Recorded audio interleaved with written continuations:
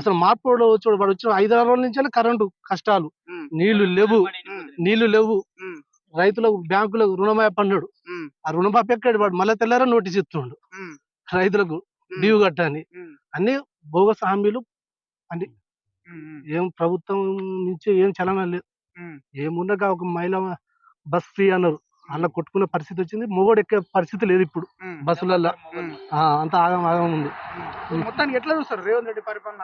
రేవంత్ రెడ్డి ఇప్పుడు తెలంగాణ కాంగ్రెస్ వాళ్ళే జీర్ణించుకోలేకపోతున్నారు.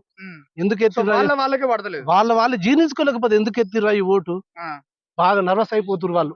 కాకుండా అపోజిషన్ లో మేము ఉన్నాం కాబట్టి మాకు చెప్తున్నారు, మీరు అన్న ధర్నాలు చేయరు, 4,000 ఇస్తానన్నాడు. వాళ్ళ దాంట్లో వాళ్ళంటే ఇజ్జత్ పోతుందని మాతో చెప్తారు. ఇప్పుడు 6 పథకాలలో ఒక్క పథకం కనిపిస్తా ఉన్నది, మిగతా ఏం కనిపించలేదు. ఏం కనిపించట్లేదు. బస్సు పథకం బస్సు పథకం కూడా ఫెయిల్ అయిందని వాళ్ళు ఫెయిల్ అయ్యేది ఎక్కడండి? మీరు బస్సులలో పోయి చూడండి, రోజు కొట్టుకున్నాడే.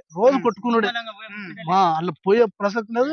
ఒక పెళ్లి 11 గంటలకు అంటే ఆ టైంలో మనం పెళ్లికి అందే టైం లేకపోతుంది. 2-3 గంటలు లేట్ అయిపోతుంది ఆ బస్సు. జనాలు ఎక్కువ మొత్తం లేడీస్ లులిలతోనే డ్రైవర్లు కూడా ఇసుకించుకుంటున్నారు. ఇది ఎందుకంటే మేము బంద్ చేసి సప్టగా ఏదైనా పని చేసుకుందాం అనుకునే కాడికి వచ్చారు. అంటే రైతులు బాగా ముఖ్యం కేసీఆర్ కూడా కోరుకుంటున్నారు. రేవంత్ రెడ్డి ఏదో 420 పెయింటర్ అలా వచ్చింది, ఇలా పోయేటాడు.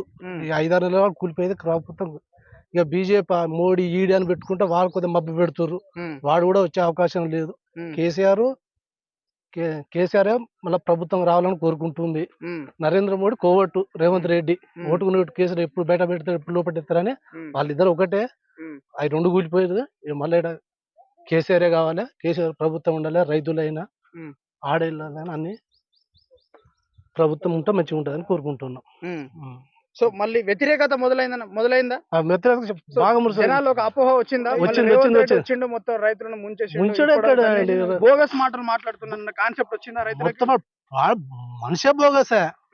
ఇప్పుడు రైతులకు ఏదో మార్పు అంటే మార్పు అని ఏమవుతుందని కోరుకున్నారు.